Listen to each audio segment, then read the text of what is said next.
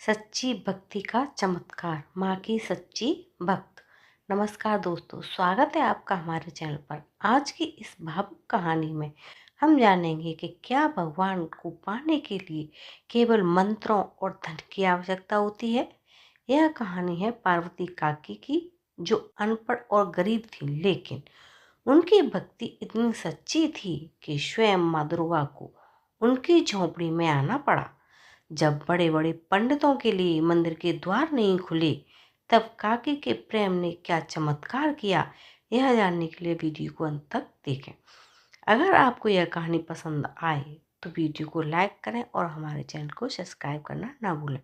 आज की कहानी का सार, सच्ची भक्ति क्या है, माँ दुर्गा का चमत्कार, अहंकार का अंत और प्रेम की जी। उपहास और तिरस्कार।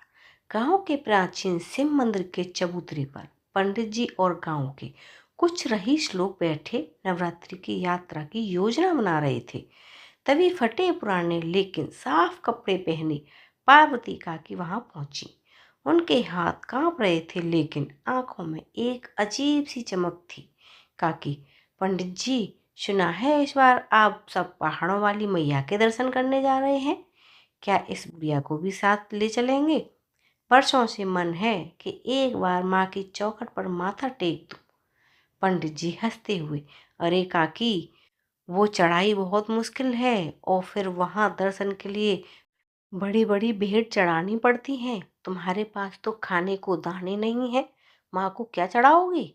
और तुम्हें तो दुर्गा चालीसा का एक अक्षर भी नहीं आता, माँ तुम्हारी क्यों सुनेगी? एक रईस आदमी, हाँ काकी, भक्ति के भी नियम होते हैं। तुम बस घर बैठो और भगवान का नाम लो, वही तुम्हारे लिए बहुत है। काकी की आंखों में आंसू आ गए। वे बिना कुछ बोले अपनी लाठी टेकते हुए अपनी टूटी फूटी झोंपड़ी की ओर चल दी। झोंपड़ी में मंदिर। काकी ने सोचा, अगर मैं माँ के पास नहीं जा सकती तो क्या हुआ, माँ तो हर जगह है। उन्होंने अपनी झोंपड़ी के एक कोने को साफ किया, बाहर से गीली मिट्टी लेकर आई और बड़ी श्रद्धा से एक छोटी सी पिंडी बनाई।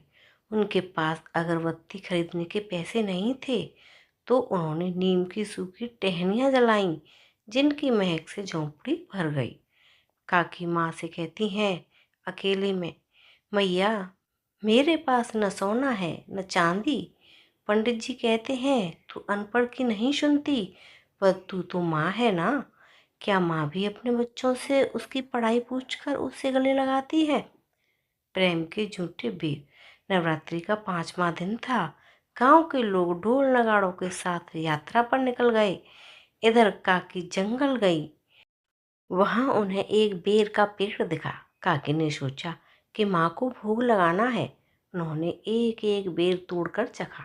काकी स्वयं से, ये खट्टा है, ये मेरी मैया का गला खराब हो जाएगा। ये वाला मीठा है, ये मेरी मैया खाएगी। उन्होंने सबसे मीठे और पके हुए बेर एक पत्तल में सजाए और मिट्टी की उस पिंडी के सामने रख दी। वे घंटों बैठकर बस माँ की मूर्ति को निहारती रहीं और अपनी टूटी फूटी भाषा में अपने सुख दुख सुनाती रहीं। भव्य मंदिर का रहस्य। उधर पहाड़ों पर बने भव्य मंदिर में सन्नाटा पसरा था। पंडित जी और गांव के लोग वहां पहुंच चुके थे। सुबह की महाआरती का समय था। हजारों की भीड़ जमा थी। पंडित जी ने जैसे ही गर्भगृह का ताला खोलना चाहा, ताला नहीं खुला। बहुत कोशिश की गई, चाबियां बदली गईं, पर दरवाजा टस से मस न हुआ। भीड़ में शोर मच गया, क्या माँ हमसे नाराज हैं? हमने तो इतना चढ़ावा चढ़ाया है। तभी मंदिर के मुख्य पुजारी को ध्यान लगाते ही एक आवाज़ सुनाई दी, मुझे तुम्हारे इन पकवानों और सोने के चतर में कोई स्वाद नहीं मिल रहा। मेरा मन तो उस गांव की झोपड़ी में अटका है, जहां मेरी एक बेटी मेरा इंतजार में भूखी बैठी है और मुझे प्रेम के मीठे बेर खिला रही है। एहसास और क्षमा। पुजारी ने कांपते स्वर में सबको यह बात बताई। पंडित जी को तुरंत काकी का चेहरा याद आ गया। उन्हें अपनी गलती का एहसास हुआ। पूरी भीड़ और पंडित जी वापस गांव की ओर दौड़े। जब वे काकी की झोंपड़ी के पास पहुंचे तो वहां का नज़ारा अद्भुत था। पूरी झोंपड़ी से ऐसी दिव्य खुशबू आ रही थी जो कि किसी महंगे इत्र में नहीं थी। काकी जमीन पर बेसुध पड़ी थी और उनके द्वारा चढ़ाए गए वेर गायब थे। मिट्टी की उस मूर्त के चेहरे पर एक ऐसी मुस्कान थी जैसे माँ सच में वहाँ विराजमान हो। पंडित जी काकी के पैरों में गिरकर, काकी हमें माफ कर दो, हम शास्त्रों को तो पढ़ पाए पर भक्ति को नहीं समझ पाए। आज साक्षात माँ ने बता दिया कि वो मंदिर की मूर्तियों में नहीं, तुम जैसे भक्तों के हृदय में रहती हैं। काकी की आंखें खुली तो उन्होंने देखा कि पूरा गांव उनके कदमों में था।